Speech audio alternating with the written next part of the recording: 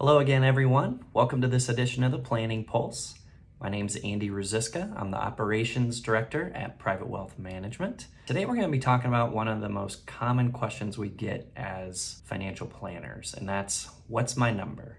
How much do I need to retire? It is one of the most important questions people can ask, but it's also one of the questions that when you go to research online, or even if you ask some other financial professionals, you might not get an answer that makes total sense. And so that's what we're going to be addressing today. What are some of those things that are out there that might work, might not work, and then what the real answer really is. So let's jump in. Some of the things that people talk about, maybe these rules of thumb, are you got to have $1 million. And I would say that's kind of an old school one, but if I'm a millionaire, then I'll be able to retire. Another one out there is the 4% rule, which basically means you draw out 4% of your portfolio each year and adjust it for inflation, and therefore you should never really run out of money. And then another rule of thumb that's out there is if you're going to retire at 60, you need to have 8 times your salary saved. Or if you're going to retire at 67, you need to have 10 times your salary saved. So that one's a little more particular, but still, very broad.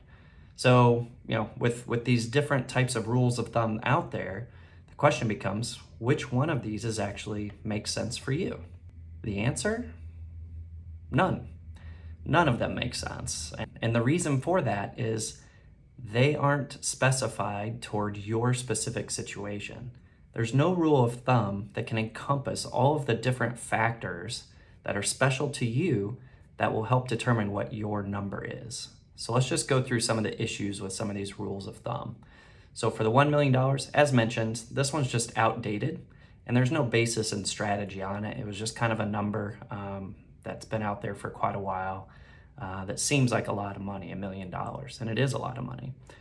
But we still don't know with your situation if it's enough for you. The 8 times the salary, 10 times by 67, that one has some issues in that it doesn't account for the makeup of your portfolio from a tax perspective. How much do you have in IRA versus Roth IRA versus non-qualified assets? It doesn't consider any other sources of income you have, Social Security, pension, trust income. It doesn't take into account the risk level that you're taking with the portfolio, and there's no guidance on how to actually take the funds out. So maybe you do accomplish 10 times your salary at age 67. How much do you take out? That will make your portfolio last as long as you're going to live. The 4% rule, I'd say, is probably the closest, but still has some very significant issues tied to it. Again, makeup of IRA versus Roth versus non-qualified, the tax makeup, and I'm going to go through an illustration that really shows why that has an impact. This one fails to talk about gross versus net withdrawals. So if you're drawing from an IRA and you take 4% of that IRA out, that's not the money you get to spend. You might only get to spend 3% or even less than that, depending on your other income. It doesn't account for, age gap, marriages with a gap in ages. So how do you handle that? Does 4% still make sense in that scenario? It doesn't consider risk level again. There's no accounting for inflation, differing inflation on different categories of expenses. I think we all know healthcare expenses inflate out significantly faster than just your normal gas and groceries. And then it also doesn't fit what we've seen over the years as very typical spending patterns, or even probably better stated, desired spending patterns. And so those are all issues with the 4% rule. When you look at all of them combined, there's some very common issues. None of them account for, they all kind of base it on an average lifestyle. And so what if you don't spend as much as the average person? Or what if you spend more than the average? How does your plan look at that point? None of them address any sort of estate planning issues. So what if you want to leave a certain amount to your heirs? None of them take into account Roth conversion planning. We talked about that in one of my prior videos. That can be a very important factor in retirement. And then long-term care needs. So what if there's a long-term care event? How does that impact your plan if you're just going by one of these rules of thumb? So all of those are issues that need to be addressed and that really should be addressed to determine what your number is. So I'm going to go through an example here. And this is really just to illustrate one of the important factors, which is the makeup of the taxability of the assets. Jim and Joy example, they're going to retire at 65. They've got total after-tax expenses of $150,000. And that's made up of $110,000 of just their general expenses, $12,000 in healthcare, Medicare expenses, and then they're big travelers, so $28,000 a year in travel. They've got Social Security income. Jim's bringing in $24,000 a year. Joy's bringing in $38,000 a year. And we assume a portfolio return of 5.64%. Here's the makeup of the assets. So their net worth statement, perhaps they sold a business or inherited some cash. They have about $2 million in their trust account. And then they each had traditional IRA dollars or 401k dollars. Jim's was $350, Joy's was $650. So $1 million in IRA dollars, $2 million in after-tax or trust account, and then they've got their house. So their total net worth is $3.75 million. Their plan looks pretty solid. So starting out with $3 million, they're living on $150,000 in today's dollars, and then inflate that out over time. They end with $2 million.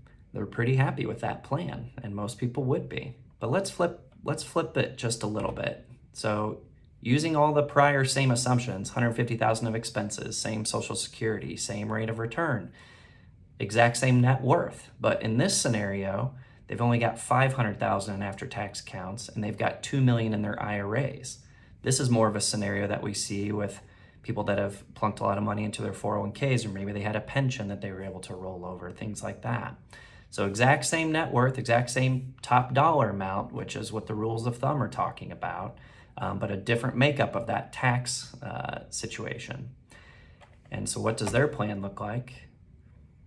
Not as great. So they end up with, it's about $975,000 less, so almost down to $1 million at the end of the plan, and a lot less buffer room. And that buffer room could be important. It could be important because they wanted to make, they've got 4 kids and they wanted to leave $500,000 to each kid. So they wanted that $2 million balance left at the end. Could be important because they lose that buffer room. If there was a long-term care event, maybe their plan would have still worked. But if not, then maybe it doesn't. I'm not going through all of this to say stop putting into your 401k plan by any means. For the vast majority of people, that still makes most sense.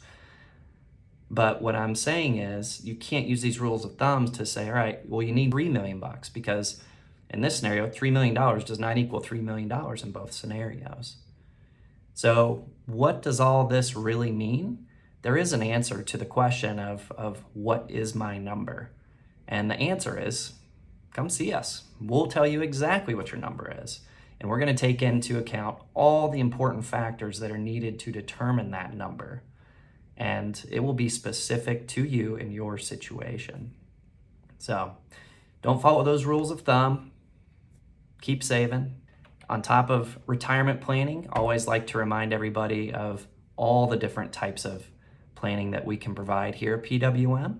And there's a full spectrum, and we're very comprehensive and believe that that's really the way to make sure that your retirement works, because everything overlaps and everything works together. Thank you for your time today and watching this video. I hope you found it informative and valuable.